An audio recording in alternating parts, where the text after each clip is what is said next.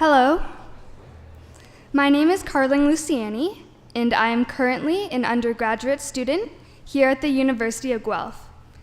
I would like to welcome you to the College of Biological Science in Ontario Veterinary College Convocation ceremony this morning.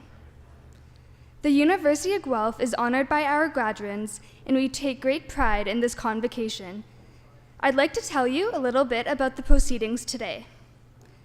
The ceremonials used for conferring degrees have evolved over a millennium, and the gowns and hoods represent that history. In general, the gowns for the baccalaureate and the magisteriate degrees are black, and the color of the hood is different for each degree program. The doctorates at the University of Guelph have a bright blue gown, and the honorary degrees are an even brighter color. The University of Guelph crest that you can see on the curtains behind me and shown on the cover of the Convocation program also represents our specific history. The emblems in the crest show links with the royal city of Guelph through the white stallion above, the connection to liberal arts through the book, to the sciences through the astrolabe, and our connection to abundance and agriculture through the cornucopia. The University of Guelph motto, Rerum cognosce re causosis, is a quote from Virgil. It is variously translated to be either, happy is the one who is able to ascertain the reason of things, or perhaps to know the meaning of things. The procession of people into the hall are also influenced by ancient tradition. The piper will herald the start of the procession of graduates, the students who are coming to graduate today. This will be followed by the arrival of the mace leading the platform party.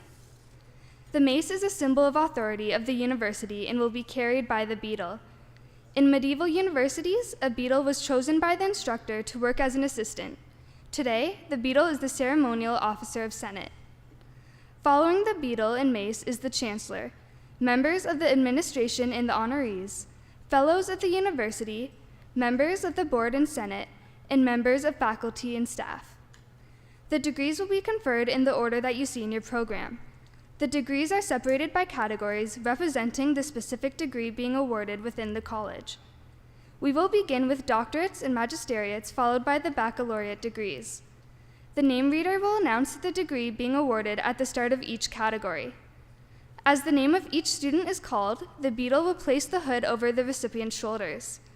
This moment will be videoed, and technology willing, there will be a simultaneous live cast of the event to allow family members and friends to watch from a distance. The chancellor will then confer the degree. We understand the joy and excitement accompanying such an auspicious occasion, but we ask that you hold your applause until after each group of graduates has crossed the stage. There will be an opportunity for a truly thunderous applause after each group has graduated. Once all the degrees are conferred and all the cheers are cheered, the chancellor will close the ceremony and a recessional will play. Please remain standing during the recessional until all the platform party have processed out of the hall. May I be the first person to congratulate the graduates on their various successes and offer my congratulations to the family and friends who are here to support them. Welcome to Convocation at the University of Guelph.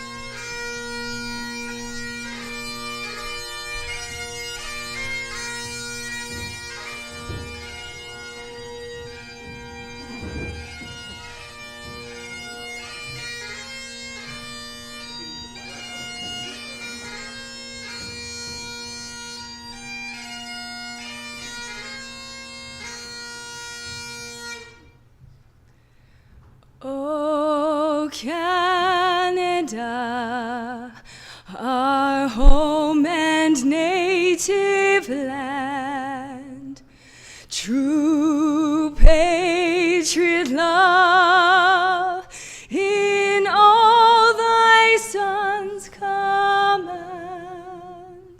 With glowing hearts we see thee rise, the true North, strong and free.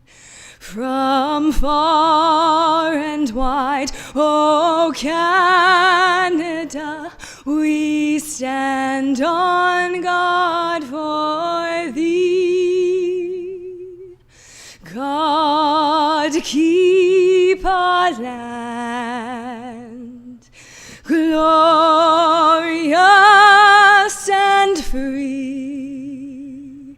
Oh, Canada, we stand on guard for thee.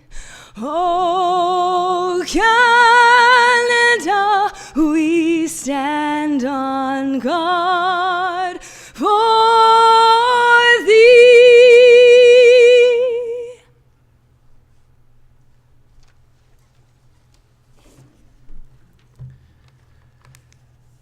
let us pause for a moment and reflect with our whole selves on our unique journeys, our distinct callings, and our place in this complex and mysterious world. In this moment, we acknowledge the Attawandaron people on whose traditional territory the University of Guelph now stands. We offer our respect to their Haudenosaunee, Anishinaabe, and Métis neighbors. We remember that the world as we experience it is not the world as it has always been. Furthermore, it is not the world as it must always be. In this moment, we give thanks for those friendships that have blessed us over the course of our studies. We are grateful for those who have supported us and helped us up, faculty, staff, mentors, and families, for the journey has been long and the traveling hard. I invite you now to embrace a short silence, and in your own way, be it through prayer or remembrance or thoughtful affirming, recognize that for which you are grateful.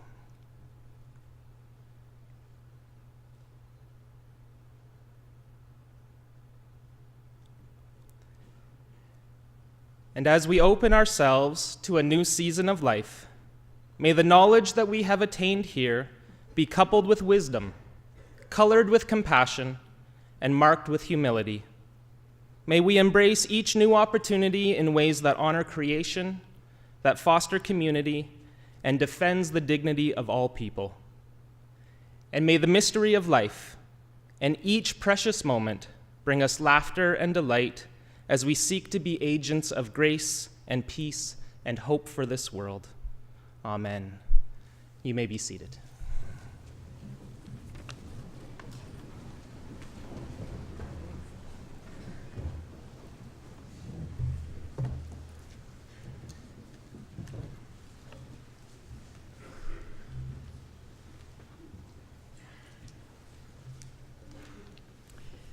Good morning.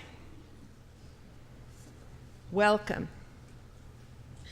I am delighted to officially open the Fall 2017 University of Guelph Convocation ceremonies and welcome everyone here. President Vaccarino, members of the board, honorary fellows, faculty, staff, family, and friends of the graduates, as we celebrate the achievements of our graduating students. I'd like to offer a particular welcome to our convocation speaker, Professor Peter Krell, who will be introduced to you shortly. My name is Martha Billis, and I have the honor of serving as Chancellor at the University of Guelph. As I mentioned this past spring while presiding at Convocation for the first time, it is an honor to be here at my alma mater as Chancellor. Besides being recognized as Canada's food university, this institution is known as a place that aims to improve life. Graduands, over the past few years, you've already had lots of opportunity to improve your own lives through your studies, through research and scholarship, through new friendships, through community and volunteer experiences. Now, as you prepare for the next phase of your lives, I encourage you to continue to look for ways to improve life for yourselves, but also for those around you in the near and wider world. Many of the tools you will need to meet that challenge have come during your time here at U of Guelph. Years ago, my own dean, Dr. Margaret McCready, had more than a few words of advice. One of her lines especially resonates with me all these years later. Remember, ladies, you are Mac girls, and Mac girls can do anything. And she was right. I stand before you today to proudly and confidently tell you that the education I received here gave me the wherewithal to go out and strive beyond what I thought I was capable of. Since the days of its founding colleges, the University of Guelph has been a leader in practical education focused on the whole person. This university fosters an environment that encourages its community of students to aim higher and make things better. My education opened up doors and offered windows on the world I could not have imagined. Graduands, it's your turn to make a difference and to improve life for ourselves and for others. And I know you can do it because you are, after all, a University of Guelph graduate, and you can do anything. Good luck to you all. Thank you.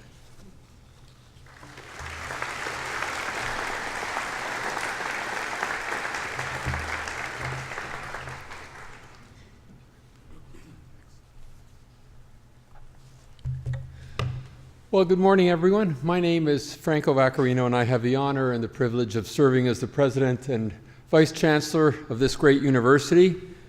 So welcome everyone to Convocation. First off, graduates, this is your big day. You've worked hard, you've persevered, and you've made it. Well done, well deserved.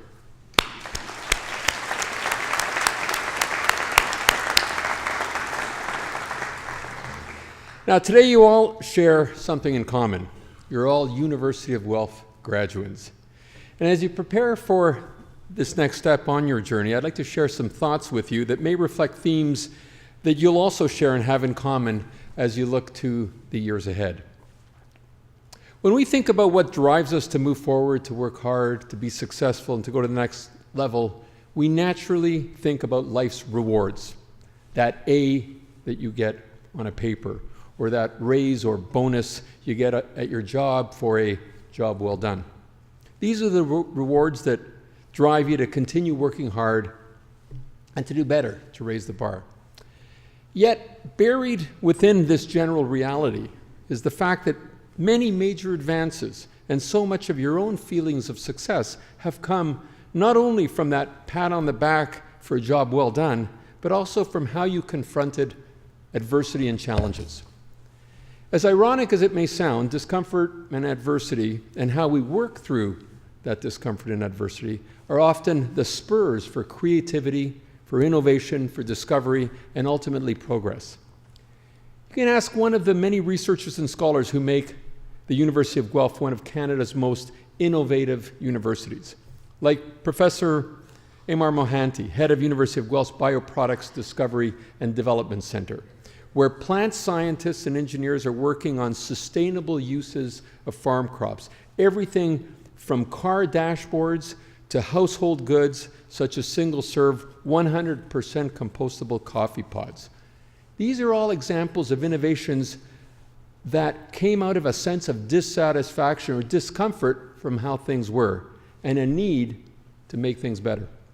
Or take the work of Dr. Bonnie Millard, a professor in the Ontario Veterinary College, who earlier this year received a Governor General's Award for innovation for developing a tool that allows farmers and breeders to fight disease and select healthier livestock and to ensure food safety and food quality.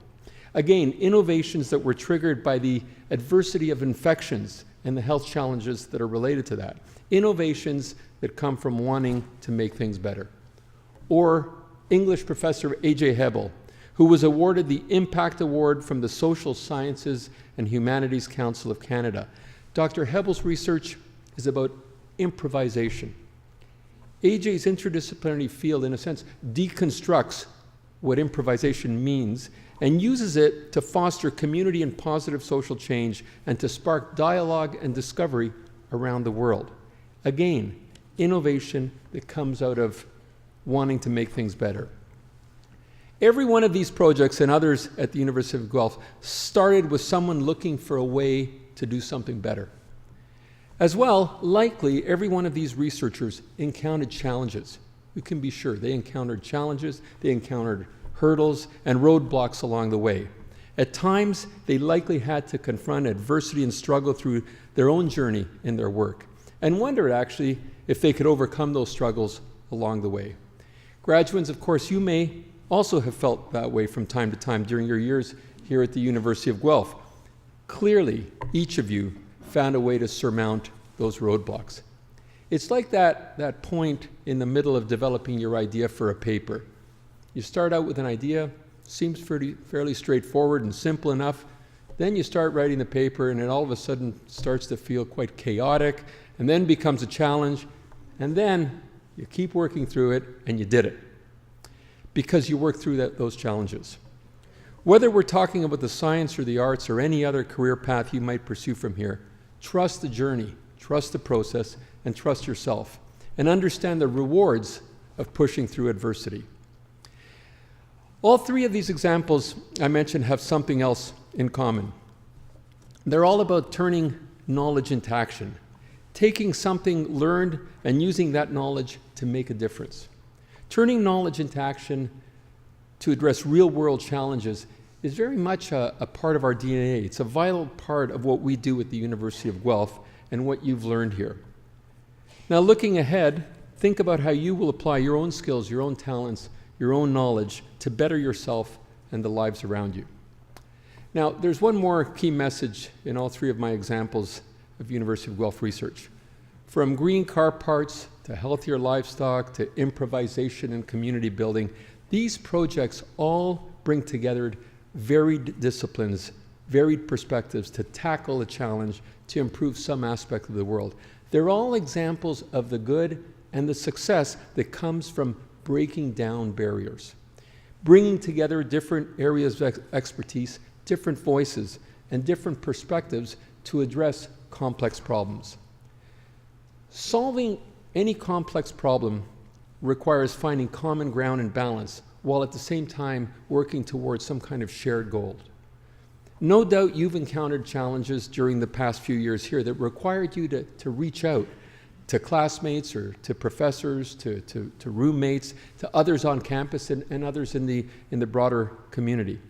In many cases, I'm sure you had to reach across barriers, consider challenges from what might have been unfamiliar perspectives, and find actually new ways to communicate with others. As you continue your journeys, you will continue to encounter challenges, differences, and new perspectives. These differing perspectives should produce a healthy tension in you. Consider those differing perspectives a source of strength. And I would say actually a source of strength that in many ways defines our own country. And here I'm talking about the diversity that is often the foundation of different perspectives. Diversity that brings resilience and brings strength. Our diversity in this country is a powerful reminder of the common humanity that we all share. You will face many challenges that will open the door to opportunities as you navigate through the years ahead. Addressing those challenges in a healthy and successful way will often require the meeting of many different minds, that sense of common purpose. Keep looking for ways to work together, to bridge differences, to connect the dots, to better understand the world, and to quite simply improve life. Thank you, graduates, and my very best wishes to all of you. Thank you.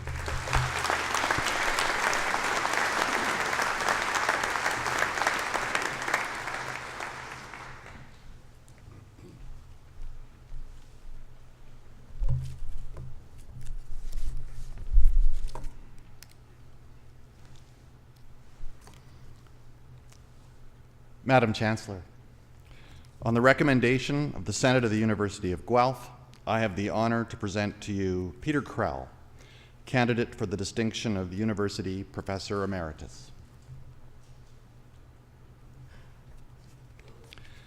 A highly regarded mentor, scientist, and educator, Professor Peter Krell, Department of Molecular and Cellular Biology, is a world authority on insect baculoviruses and other viruses that infect insects.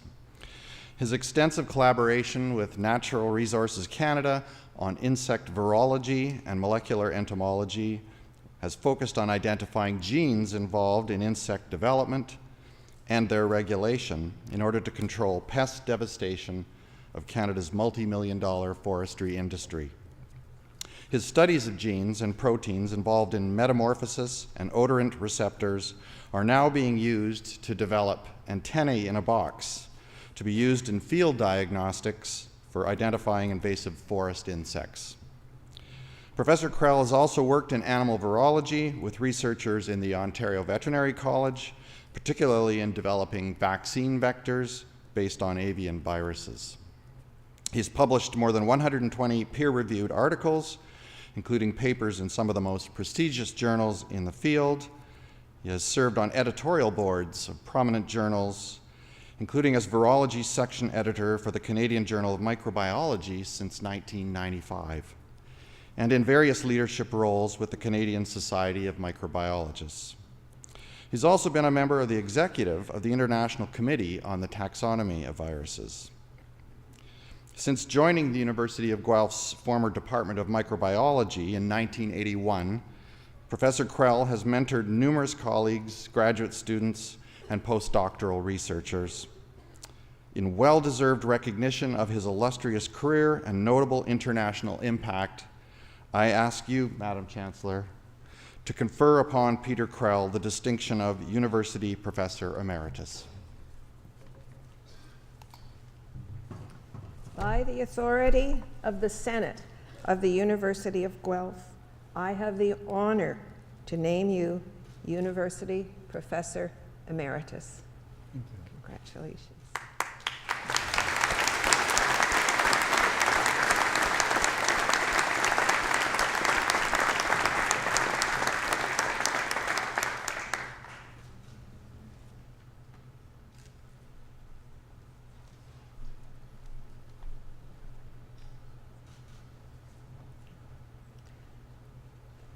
Dr. Krell will now give the Convocation address. Professor Krell.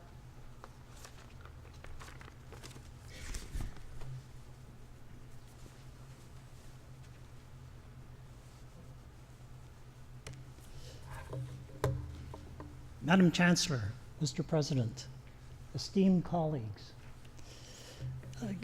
distinguished guests, my wife, Dr. Eva Nodge, parents, brothers and sisters, and of course, today's graduates. Congratulations. You are about to receive your various degrees during Canada's sesquicentennial. What an honor for you, and what an honor for Canada. Remember this date, October 21, 2017. At the bicentennial, you should look back and reflect on how much has changed, as I'm sure it will. By then, I'm sure smartphones will have gone the way of the dinosaur. Perhaps that's a good thing. I was sitting where you are now, metaphorically speaking, for my convocation in 1970. I received my BSc from Nobel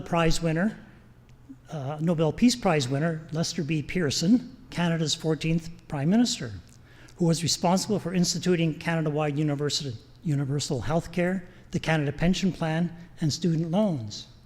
Pretty good for a minority government, which was much more cooperative and less partisan than it is today. Many things have changed since then. In 1970, the world's population was 3.7 billion. It is now more than double that. That's a real challenge for you. Canada's population also doubled to 37 million. No wonder I had trouble finding a parking spot this morning. Then 10% of students went on to university. Now more than 50% go on to colleges and universities in Canada, making Canada one of the most educated countries in the world. Yes, I did have electricity then, though I did go to school by dog sled. I did. As an undergraduate, I wrote letters home, talked to friends on the rotary dial phone, watched television, used the fold-out map to plan my road trips, read the newspaper. That's a paper with news written on it. I had face-to-face conversations with friends over coffee or on occasion a beer. Paid by cash, including $1 bills, and listened to music on the radio or the phonograph. I even used the slide rule. I still do all those things, except for the slide rule. All these things and more can now be done with a single device, a so-called smartphone. If you get the right model, you can even use it to light a barbecue. Sadly, conversations have given way to thumbing. So as not to challenge the brain too much, there are now phone apps for almost everything. There's even an app for when you are tired. It's called a nap.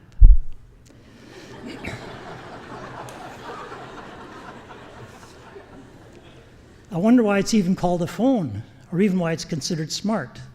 If your smartphone directs you to drive into the Toronto subway tunnel, or news it reports is unreliable, or the facts it provides are alternative facts, is it all that smart? If it causes inattention or disrupts your sleeping pattern, is it really all that smart? I'm quite comfortable with my dumb phone. It does exactly what I need to do. It's going to go into back to the museum soon. This is where you come in. You are the smart ones, not totally reliant on your smartphones. René Descartes said in 1664, "Je suis dont je pense," or if your French is a bit rusty, "Cogito ergo sum," some Latin.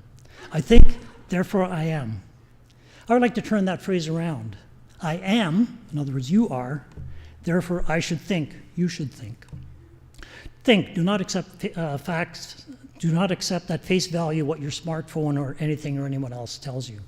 Another quote I like, and it's quite appropriate, I think, in science, as in life, is from John of Salisbury, who said in 1155, "Subject everything to doubt." You have been taught that critical approach in science, now apply it to life. This is particularly important in today's society, where you do not know what or who to trust. A like on a Facebook post does not make that post true. In life, as in science, you have to be prepared to accept the null hypothesis, which disproves your own. That something gets published does not mean it is true, even if it is peer-reviewed. Publications are meant to be challenged. It is the nature of science.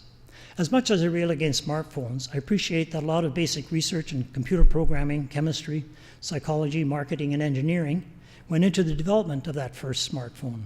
Similar advances, all reliant on both curiosity-driven and translational science, have occurred in medicine, space, transportation, biotechnology, agriculture, alternatives to energy production, and storage. Well, so much for reflection and philosophy. As a virologist, I would have preferred talking about oncolytic viruses that kill cancer cells, or made in Canada Ebola virus vaccine. But I'm sure you have had enough lectures by now, and you're about to receive a degree that proves it. I read the news constantly to stay informed, as I hope you will. It provides contemporary examples of relevance for my research and teaching, mainly the importance of science to society. This past Tuesday, there was a CBC story about the surprisingly high incidence of human papillomavirus cancers in men, and that men should be able to access a vaccine against it. Why are such stories germane to this graduating class? They show the relevance of research to society and to your future avocations. But how did that vaccine come about? It didn't just magically appear on Amazon. By the way, this is not going to be on the exam, so you can relax. Dr. Harold Zurhausen was awarded the Nobel Prize in Medicine in 2008 for his many years of curiosity-driven research in isolating two human papillomaviruses, HPV 16 and 18, from cervical cancer biopsies. They were subsequently shown to actually cause the cancer. This primary research provided the aha moment for translational research to develop an HPV-based vaccine to protect against these cancers. At this time, though, Harold could not convince pharmaceutical companies to help fund the necessary vaccine research. The market would be too small, and industry rarely strives to serve the public good. Luckily, governments, at least at that time, recognized the value of basic research and did provide the necessary funding. Subsequently, due to a lot of collaborative basic research, it was demonstrated that an immune response to the major viral surface protein neutralized the virus. But a method was needed to provide sufficient virus-like particles lacking DNA, but still stimulating an immune response. Along came scientists working on a high protein expression level system based on insect baculovires. Dr. Husband mentioned I work on those. These BEVs were first conceived in 1980 at Texas A&M University when I was a postdoctoral fellow there. We were working on this lowly insect baculoviruses mainly because they were interesting viruses, i.e. it was our curiosity that drove our research. We had regular Friday seminars off campus. The rest of this is very important. Texas A&M is a dry campus, but its borders were awash with pubs. We chose the Chicken Oil Company to discuss research, play pool, and eat death burgers. Death burgers were laced with jalapeno peppers, and they're washed down with a Lone Star beer, or 2, or 3. At one seminar, we discussed a recent observation that the baculovirus polyhedron protein was made in huge amounts. That's in capital letters, huge. From that, we rationalized that the polyhedron promoter could be harnessed to overexpress any protein. Later in the lab, though lacking cloning kits and GFP reporters, my colleagues demonstrated that indeed this promoter could overexpress any downstream gene. This BEV system was used to generate a virus-like vaccine that did protect against cervical cancer, and that was commercialized as Cervarix. Vaccines used today protect against HPV cancers would not have been possible except for prior and extensive curiosity-driven research on HPVs, cancer, and high expression systems, followed by translational research to actually generate the vaccine. The take-home message is that great advances are made by partnership between curiosity-driven and applied research, by working collaboratively, enjoying your research, and talking with inspiring friends over death burgers. The beer is optional. A second CBC story this week was about a professor at UBC who retracted his paper suggesting a link between aluminum in vaccines and autism. That was raised about 20 years ago and already discounted. That such a paper was published is troubling, since science is supposedly trustworthy. However, that it was retracted is evidence that eventually science corrects itself. In closing, yes, finally, I would like to offer some parting words. You may feel some trepidation of the current world order or chaos with fake news, alternative facts, and even fake degrees, as well as authoritarian and downright dictatorial regimes, human rights abuses, the refugee crises, and extreme weather events. There are challenges, but every convocation year has its challenges, as well as its triumphs. At my graduation, times were also desperate. The Vietnam War was raging, anti-war protests were met with violence. Just Google Kent State Massacre for evidence. The Cuban Missile Crisis was just averted, and Martin Luther King was assassinated. We had our list of despots, like General Francisco Franco in Spain, and worse, but we survived. However, times were also good. The Beatles were at their peak with Abbey Road, as were the Rolling Stones, with Mick Jagger still going strong, and Motown. Jack Kennedy was president, US president. Martin Luther King had a dream, yet to be fulfilled. A man walked on the moon for the first time, and the first computer mouse was patented. I didn't know that until I was preparing this lecture. On the science side, reverse transcriptase, along with mRNA polyadenylation and capping, was discovered, and the first recombinant DNA was made. So don't despair. Good things also happen. You're no doubt wondering what your future will bring. Will one of you develop an oncolytic virus which kills the incurable glioblastoma which took the life of Gord Downey earlier this week? With your hard-won degrees in hand, you're now extremely well qualified to contribute to the betterment of the world, be it as researchers, policy consultants, journalists, veterinarians, medical doctors or other health professionals, teachers, bioinformaticians, patent lawyers, politicians, or entrepreneurs. You have a wide range of choices. You can affect change, but please do it responsibly and with compassion. You'll encounter many barriers or detours along towards your goals, but don't let those deter you. They're just testing your mettle. You will succeed in following your dreams if you persevere, don't take no for an answer, work as part of a team, and use the intellectual, technical, and analytical skills you learned at Guelph, and above all, enjoy what you are doing. You're about to receive your various science degrees, and your families should be justly proud. That degree will open many doors. All you have to do is walk through, and you'll be in line for some great adventures and be able to make great, important breakthroughs. But at the same time, culture your friendships, take time to relax and have fun. You do not have to be serious all the time. Come back and visit us. We'd like to hear how well you're doing. We salute you and your parents. Wish you all the best in your future careers. You will soon no longer be graduands. Thank you for this opportunity to address you.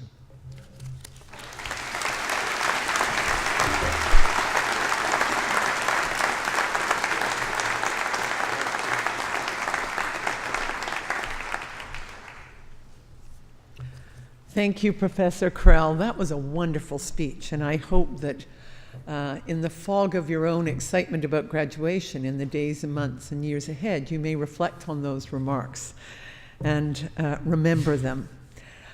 Good morning. I'm Charlotte Yates. I'm the Provost and Vice President Academic at the University of Guelph, and I have the great honor of allowing the graduands to start down that path that they've been waiting for and why it is that you're here. Would you please rise? Madam Chancellor, I have the honor to present to you these scholars who have fulfilled the statutory requirements laid down by the Senate of the University of Guelph, that they may be admitted to the various and several degrees. By virtue of the authority vested in me and in the University of Guelph, I hereby accept you for admission to your various and several degrees with all the rights, privileges, and obligations appertaining thereto. Will members of the graduating class please be seated?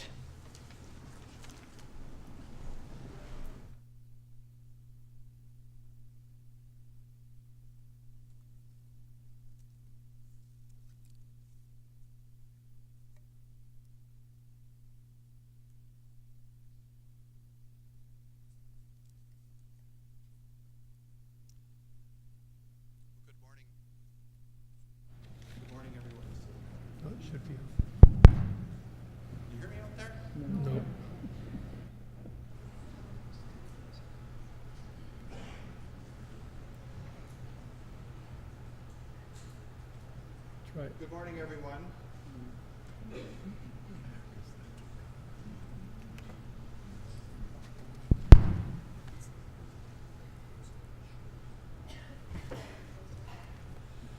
How's that? Do you want to give me mine? One more time.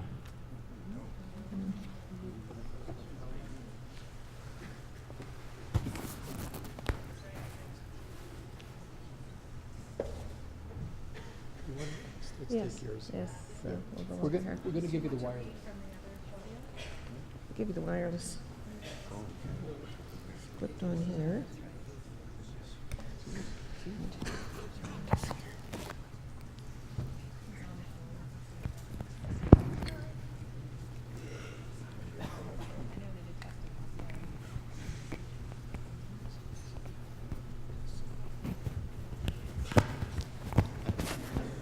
Okay, let's try that.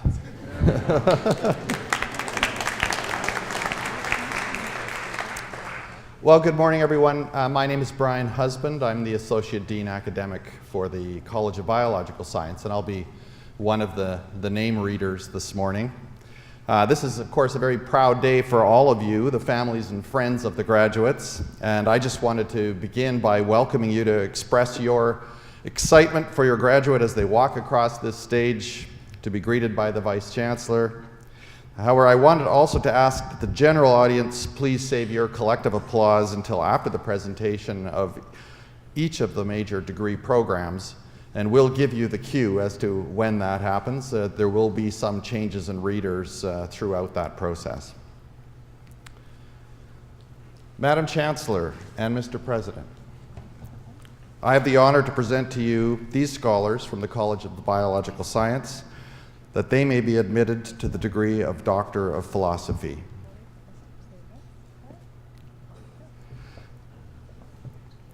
Christian Anthony Carlucci.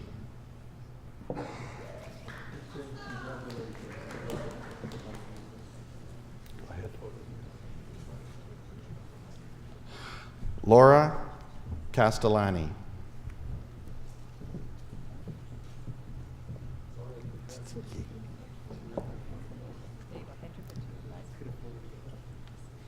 Go ahead.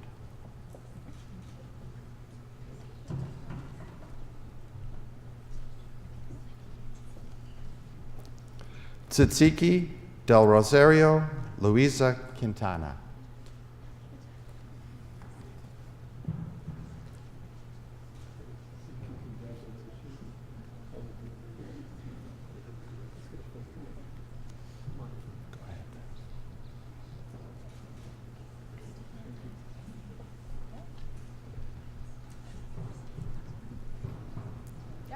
Jenna Penny.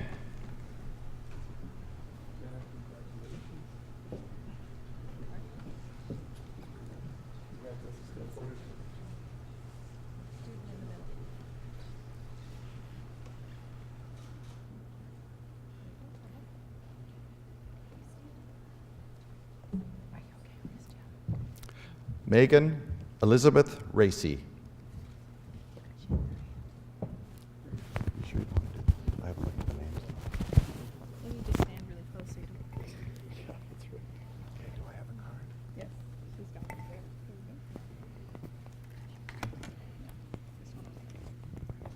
there. Good morning, everyone. I'm Jeff Wichtel. I have the privilege of serving as the Dean of the Ontario Veterinary College. Madam Chancellor, Mr. President, I have the honor to present to you these scholars from the Ontario Veterinary College that they may be admitted to the degree of Doctor of Philosophy.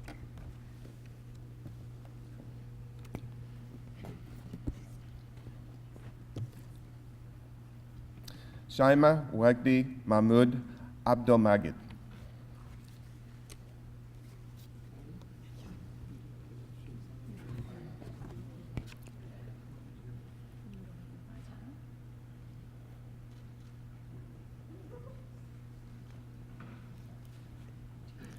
Hannah Elizabeth Flint.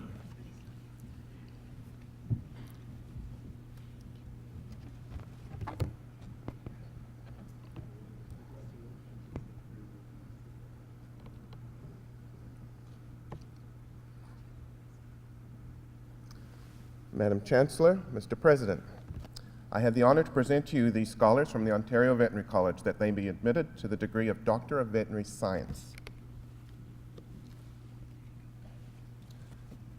Alicia Marie Skelding.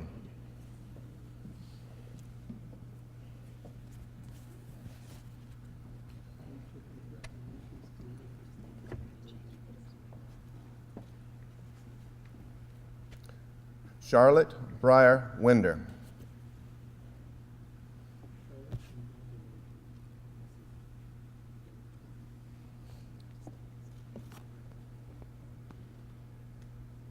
I'd like to invite you to share with me the applause for these wonderful doctoral students.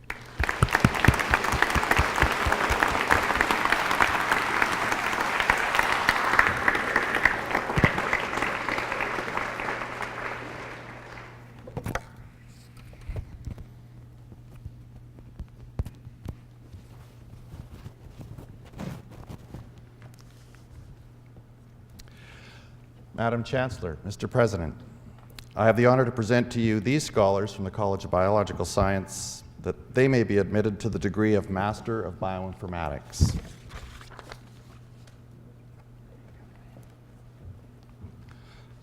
Sana Alwash.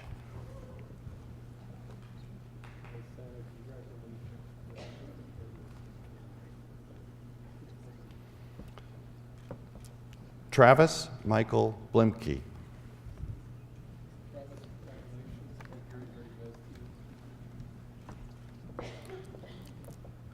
Xiaoxi Chen.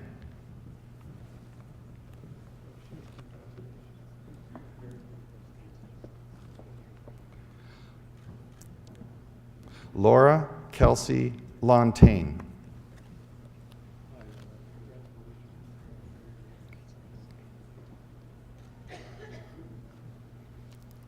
Sarah Francesca Latour.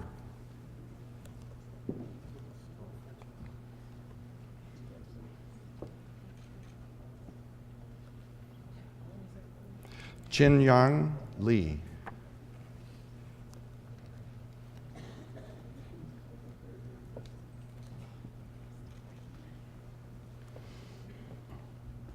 Alexandra Livernois.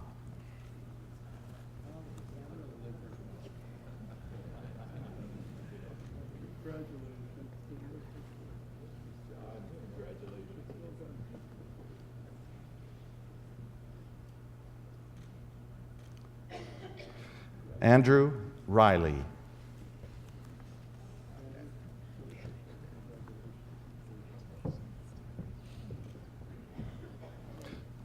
Alana Sparks.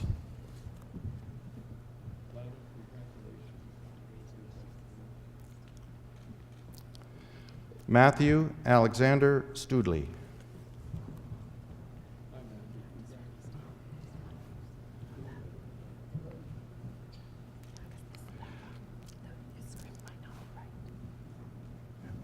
Madam Chancellor and Mr. President, I have the honor to present to you these scholars from the College of Biological Science that they may be admitted to the degree of Master of Biotechnology.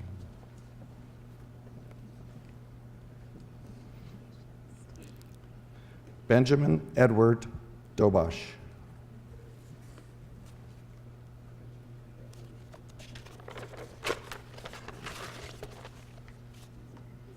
Shane Roy Lukanen.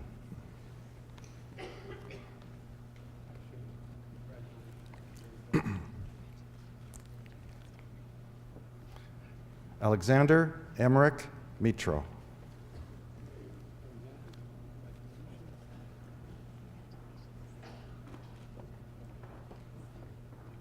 Viba Murthy.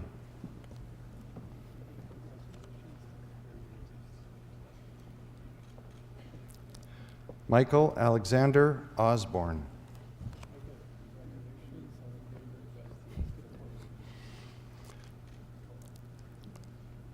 Madam Chancellor, Mr. President, I have the honor to present to you these scholars from the College of Biological Science that they may be admitted to the degree of Master of Science.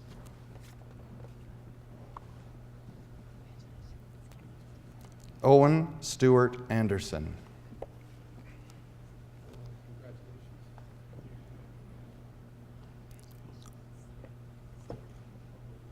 Drew Anthony.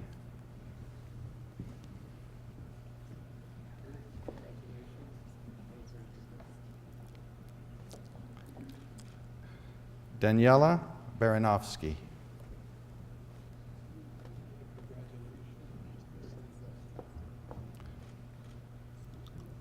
Mackenzie Elizabeth Charter.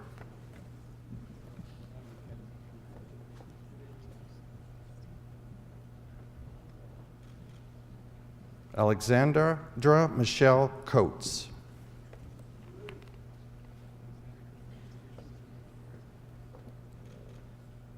Tal Feldman.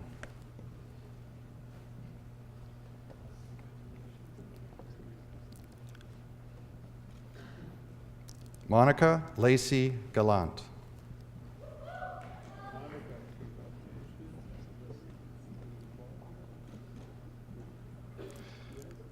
Dendra Millicent Hillier.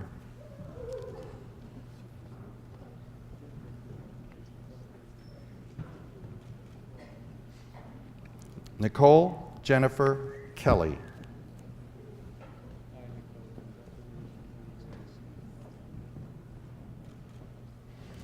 Samantha Marie Knight.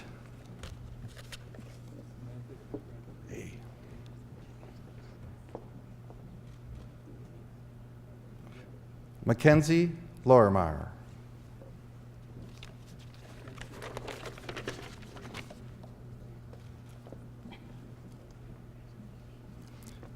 Erin Rebecca Leith.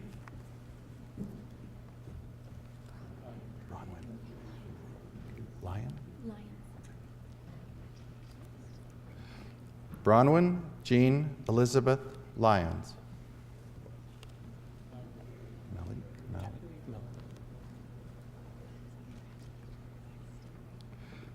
Wadud Malik.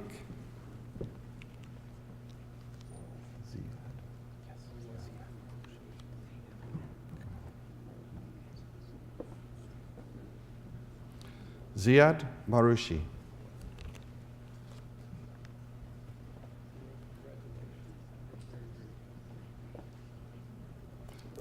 Elizabeth Rose Miller.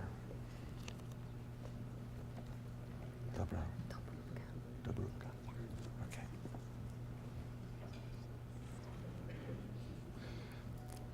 Dobrupka Mujinski.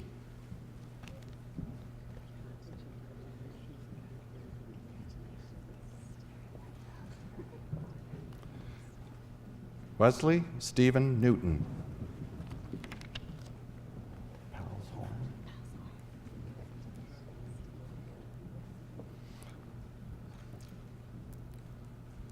Frances Louise Palshorn.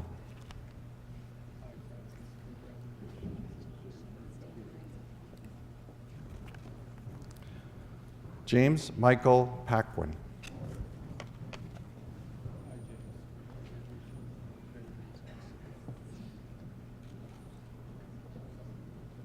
Kaylee Smith.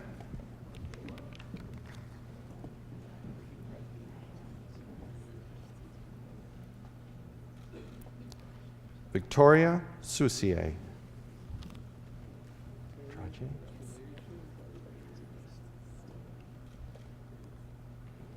Sarah Kathleen Trache.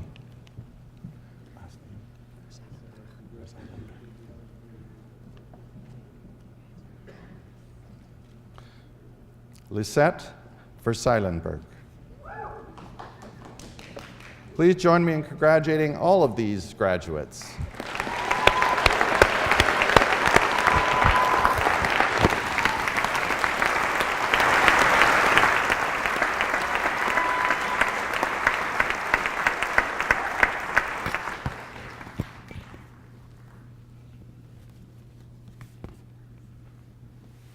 Madam Chancellor, Mr. President, I have the honor to present to you the scholars from the Ontario Veterinary College that they be admitted to the degree of Master of Biomedical Science. Jaskaran Kaur Boparai.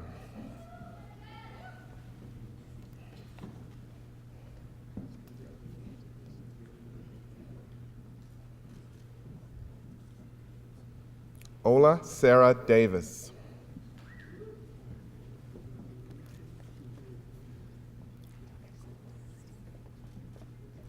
Austin Z. Hu Duong.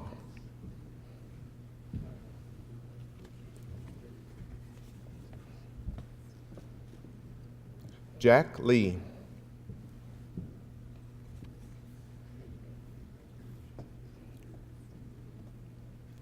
Sydney Rosemary Sinopoli.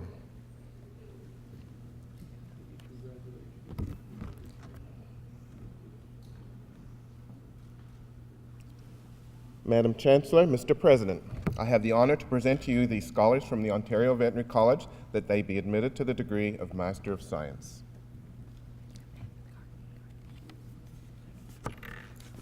Rashi Asana.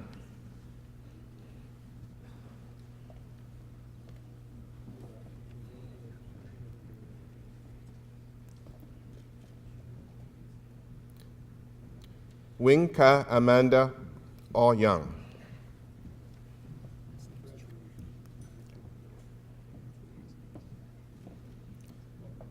Paige Madison Choyner.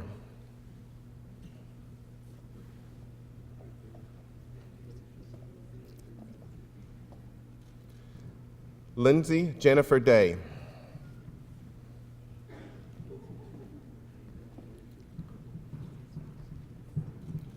Sarah Vita Donato.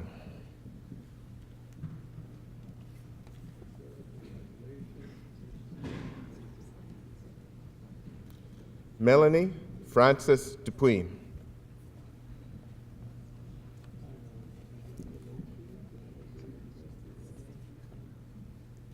Mei Hua Wang.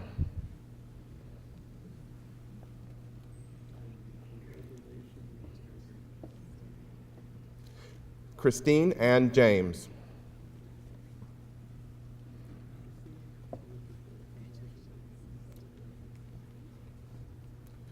Georgia Kritikos.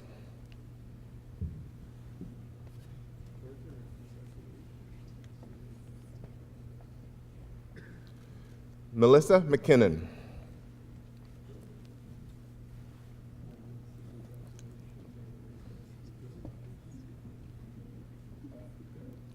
Rebecca Paula McDonald.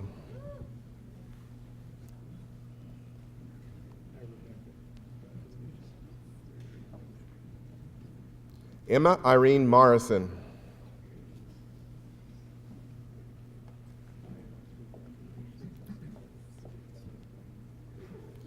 Michaela Elizabeth Ann Ross.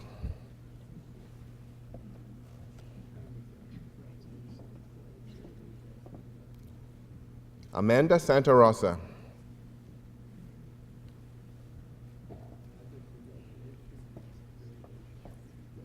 Frances Pat Nicole Simbulan.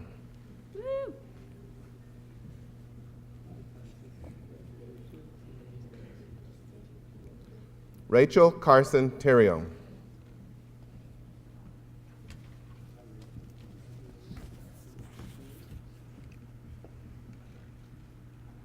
Tanya Rose Wilson.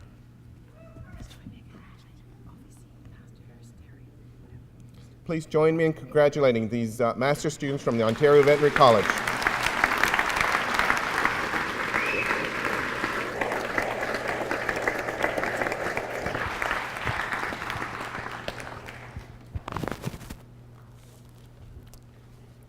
Madam Chancellor, Mr. President, I have the honor to present to you these scholars from the College of Biological Science that they may be admitted to the degree of Bachelor of Science in the Honors Program. Samantha Ann Abraham.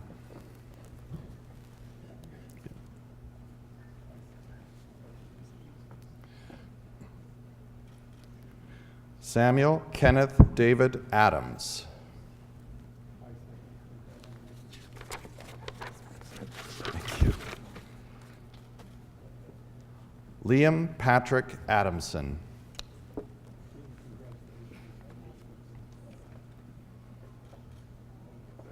Sahab Bajwa.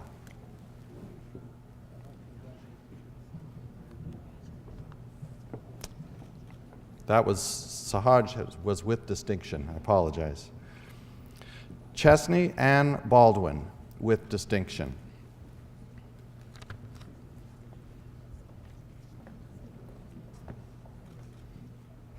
Danica Belanger.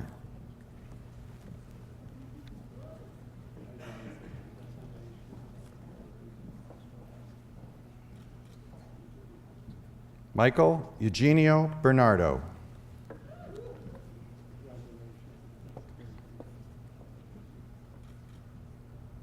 Ashley Carol Bowen, with distinction.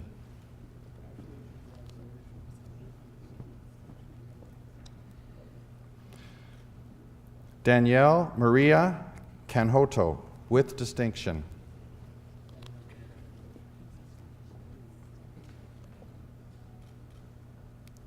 Matthew William Carswell, with distinction.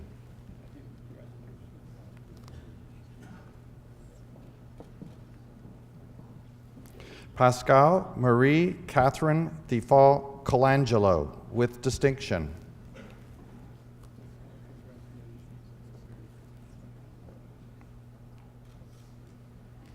Kenora Mary Kraft. Last name? Deef. Amber Deef.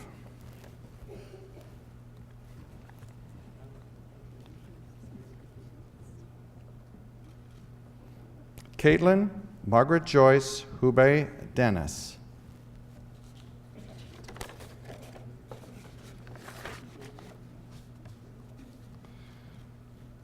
Maggie Claudia Dickey.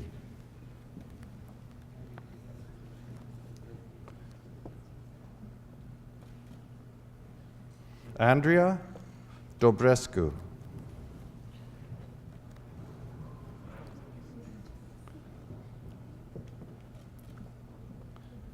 Taylor Courtney Fain.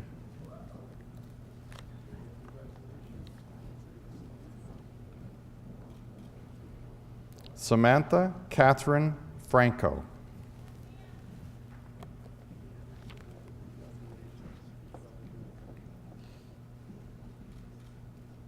Zachary William Fryer.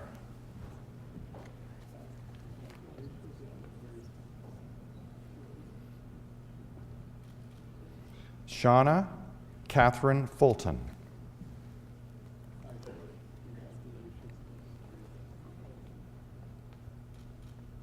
Laura Jana.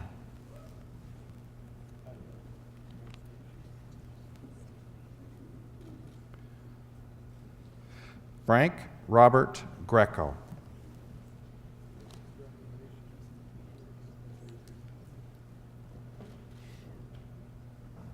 Munraj Singh Gruel.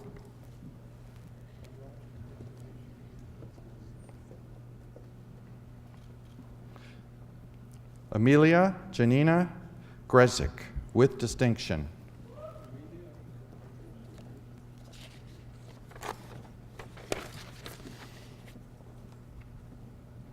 Abby Hino.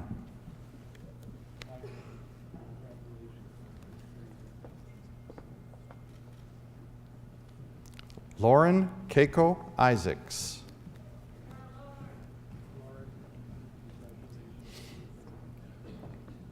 Jennifer Rose Kenna.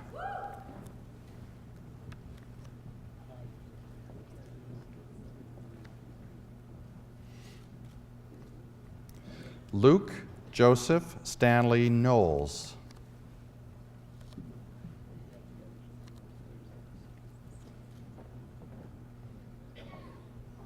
Isabella Laskowski.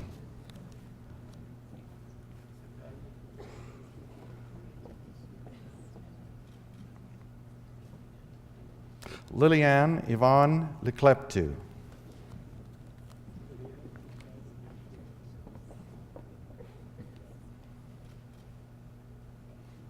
Alana K. McGregor.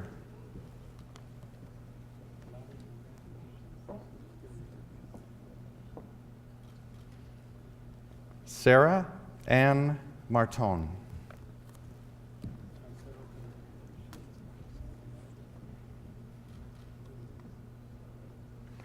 Alexandria Natasha Marovic Mayer.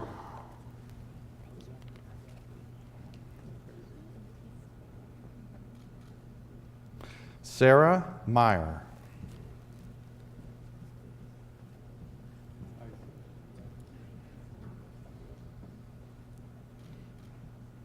Kira Page Mortimer, with distinction.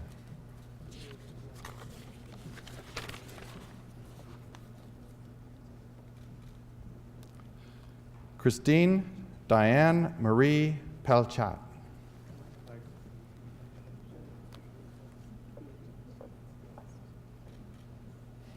Patrick Charles Quinn.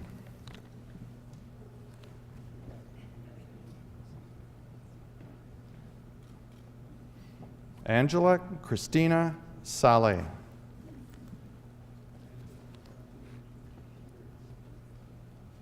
That was with distinction. Erica Suzanne Saul.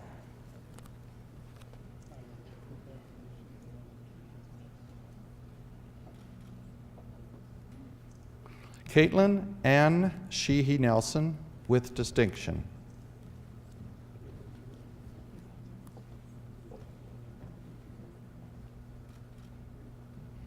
Linda Paola Sosa Hernandez.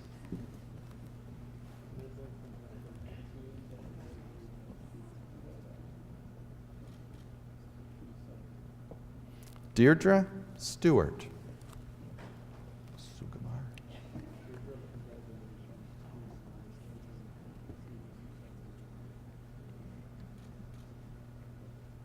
Sanjay Sugamar.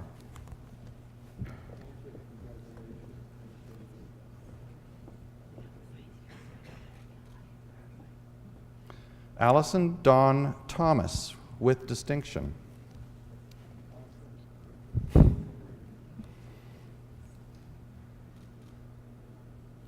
E. Lok To, with distinction.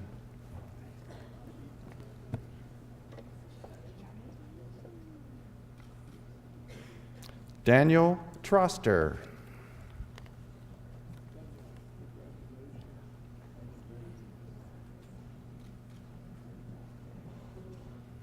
Madison Turner, with distinction.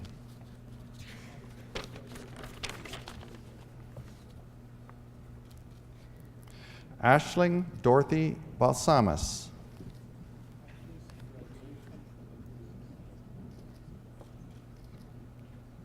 Lauren Sophia Voorpastel.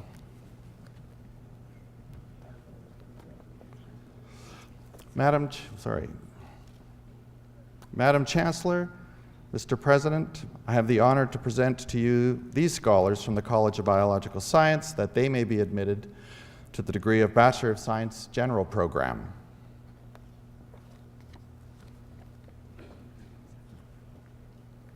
India Anamanthadu, with distinction.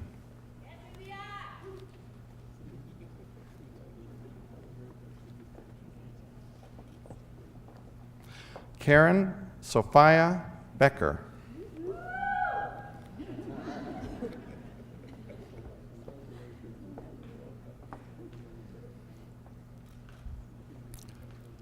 Maria Burliant.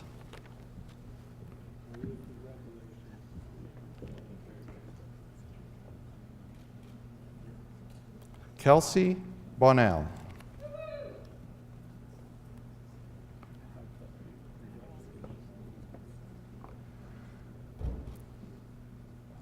Razel Bianca Cavan.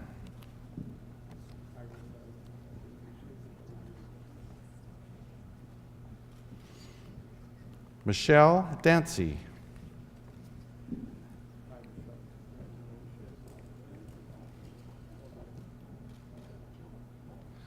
Vanilla Goinga.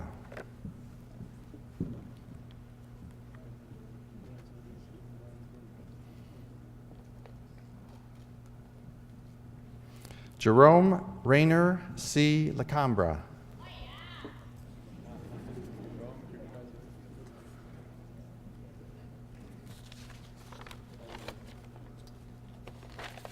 Jesse Plord.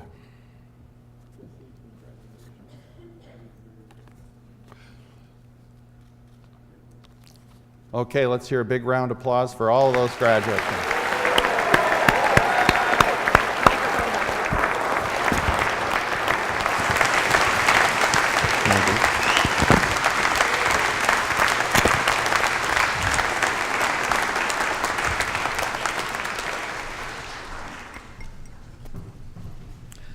Madam Chancellor, I would ask you to confer the various and several degrees on the graduates listed in the program but unable to be present at this ceremony.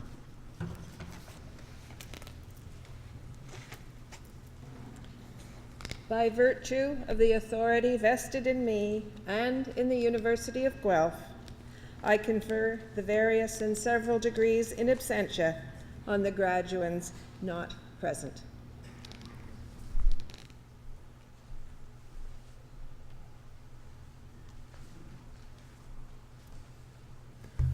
Well, graduates, you did it. Congratulations.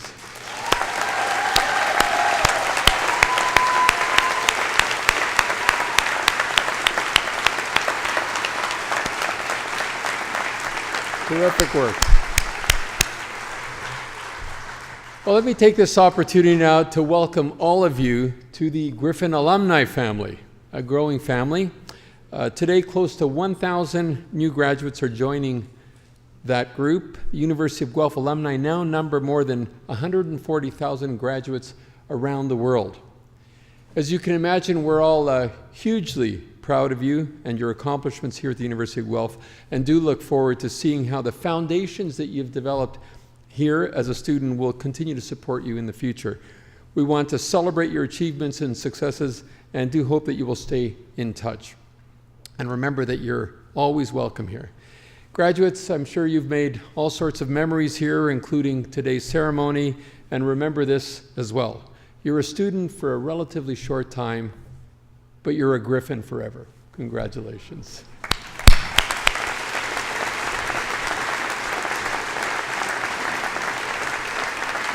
Well done. Now, this concludes our formal convocation ceremony. The college deans will be hosting a reception for all graduates and their guests in Quailman Hall. This is really an opportunity to come by, relax, congratulate the graduates, and we hope that many of you can attend. And now, as tradition has it, the final word is from our Chancellor. Convocation is dismissed.